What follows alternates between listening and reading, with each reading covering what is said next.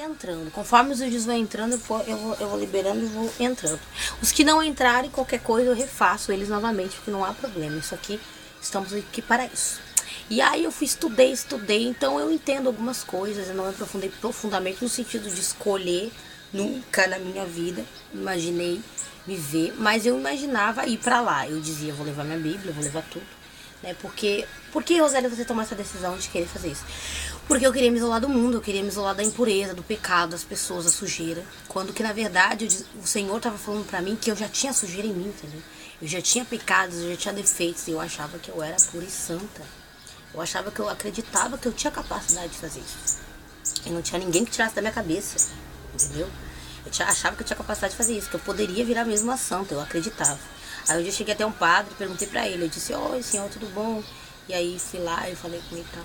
Eu queria saber, sabe, como é que faz pra virar freira? Ele disse assim. E eu fui a perguntar, eu disse assim, aí ele falou, minha filha, você é católica? Você é? Eu disse, não, eu sou evangélica. Eu sou evangélica, eu leio a Bíblia, eu conheço toda a Bíblia Sagrada de Gênesis e Apocalipse, eu cresci lendo os 5 Pentatêuticos, eu conheço todos os Pentatêuticos e não sei o que, eu queria que o Senhor me ajudasse, porque eu pergunto para os pastores, eles riem da minha cara, eles não deveriam fazer isso, eles deveriam me instruir. Eu queria saber como é que se faz catequese, como que se faz isso, como se faz aquilo.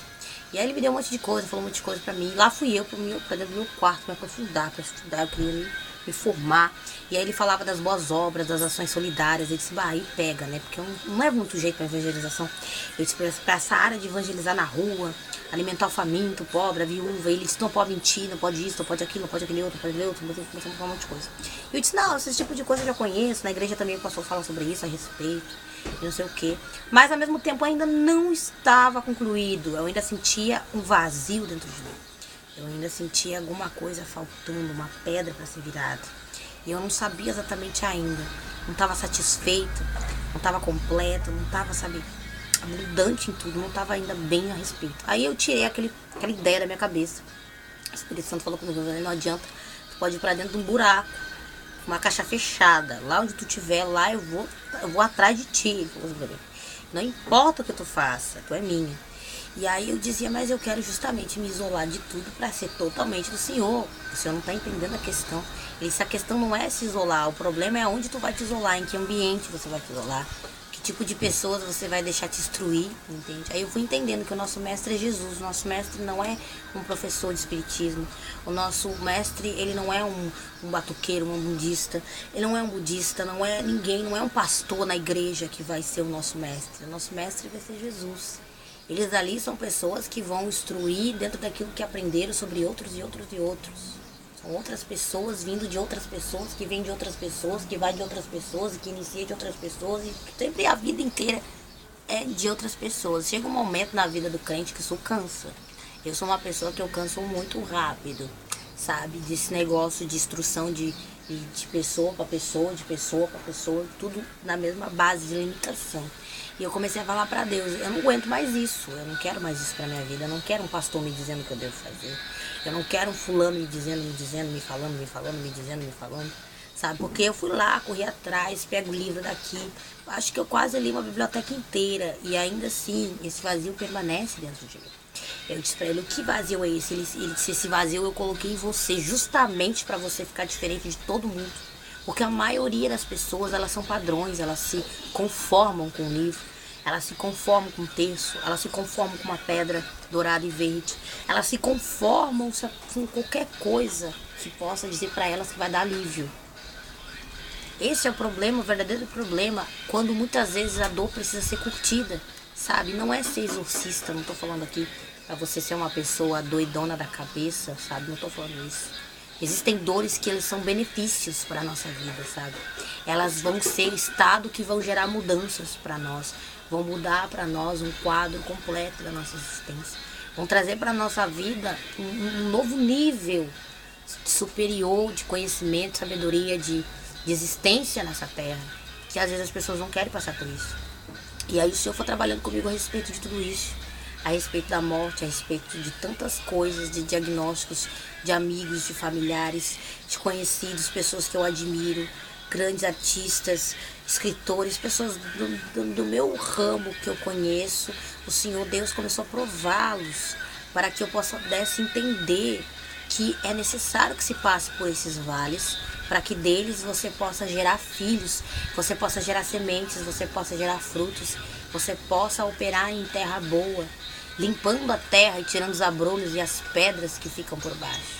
E muitas vezes nós não queremos isso, nós queremos simplesmente uma pílula milagrosa que cure, que arrume e que mantenha a pessoa em perfeito estado, em perfeito paraíso, sendo que o paraíso é na glória, não na terra. Na terra nós sofremos adversidades, nós sofremos tensões, nós passamos por situações como essas e precisamos passar por elas para nos tornarmos mais humanos, porque a nossa vida não é só de flores e mel, a nossa vida também são feitas de guerras, de tensões, são feitas também de adrenalinas, gravidades, profundidades, entende? Isso é preciso que se passe por isso, para que se possa, entende, ter na nossa vida um futuro, ter estrutura lá pra frente, para poder aguentar lá na frente o que você ainda vai passar, o que eu ainda vou passar lá na frente. Você precisa passar por isso hoje. É necessário hoje para que se possa ter o amanhã, o agora para o depois. Nunca é o depois para o agora, é o agora para o depois. E as pessoas, elas confundem, elas ficam, sabe, numa tensão, numa luta, numa guerra, que nem um neném dentro do ventre, lutando ali, sabe, dentro daquela bolha d'água, naquela luta constante, naquela luta violenta, que muitas vezes é calmaria e muitas vezes não é calmaria. E teve uma época da minha vida que eu tava olhando muito vídeos de aborto, tava olhando muito sobre isso, sabe? Eu tava ministrando a vida de algumas pessoas, de algumas mulheres que tinham abortado, outras que estavam pensando em abortar, outras que ainda iam abortar. E elas estavam falando sobre essas lutas, e aí conversando com algumas, muitas delas não eram cristãs, não eram crentes, eram de outras religiões, bruxaria, essas coisas, era tudo. Pessoas entregues mesmo, que se entregam, não estão nem aí a respeito, não tem amor próprio por si, nem pelo próximo, né? A não ser pelo objetivo que colocaram na cabeça sobre aquilo que se submeteram. E é muito triste, sabe? Quando você entra num campo desse para orar por gente assim. Não porque você quer, mas porque Deus te leva para ministrar, para orar, e aí essas mensagens vão indo até pessoas assim. Eu sabia da responsabilidade, porque é uma responsabilidade muito grande, é tão grande que muitas vezes é maior do que as minhas próprias. Mas você tem que fazer a obra de Deus e tem que obedecer e servir ao Senhor com alegria. Mesmo que o fardo seja pesado muitas vezes, porque não é fácil lidar com pessoas assim, que têm a mente assim, que foram devastadas, destruídas na sua infância, na sua gênesis mesmo, na sua genética, no início da sua iniciação no mundo. Elas já foram levadas, já foram expostas a uma gravidade tão trágica como essa. E aí conversar com pessoas assim, de uma forma que elas entendam. Não esperando que elas aceitem, nem esperando que sejam convencidas por as suas palavras, porque não são as nossas palavras que convencem. A Bíblia diz bem claro que é o Espírito Santo que faz, e quando ele não faz, simplesmente ele não faz. E quando ele faz, ele faz. Você não pode fazer nada a respeito disso, porque tem muitos crentes que querem empurrar a goela abaixo dos outros e obrigá-los e pronto, quando muitas vezes nem eles têm na vida deles, né? E é uma coisa assim difícil de falar.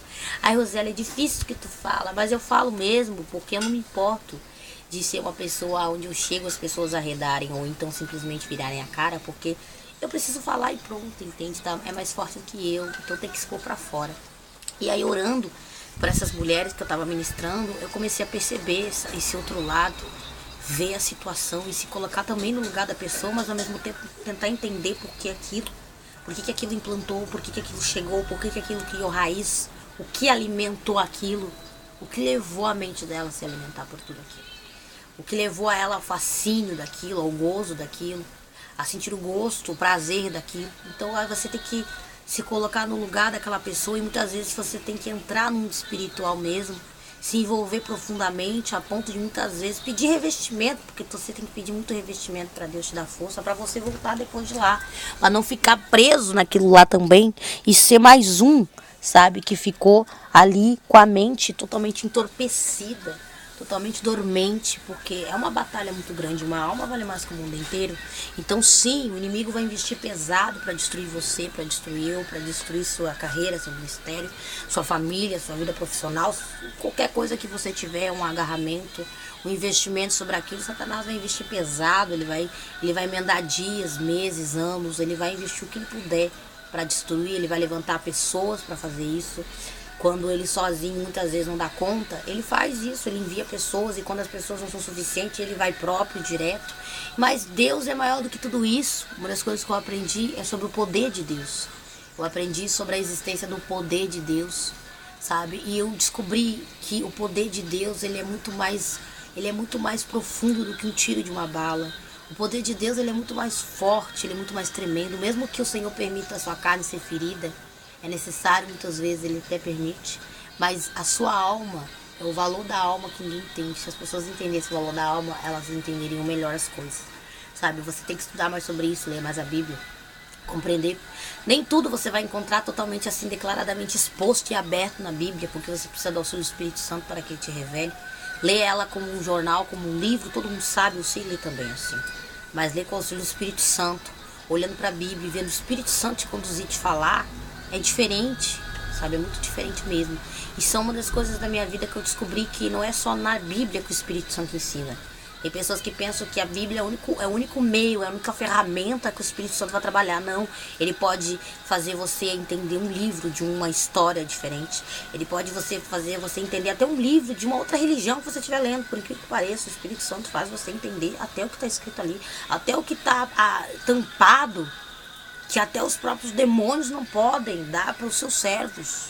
Isso é muito sério, isso é uma gravidade muito profunda, isso é um conhecimento único que Deus dá aos seus santos filhos escolhidos. Essa é uma coisa linda.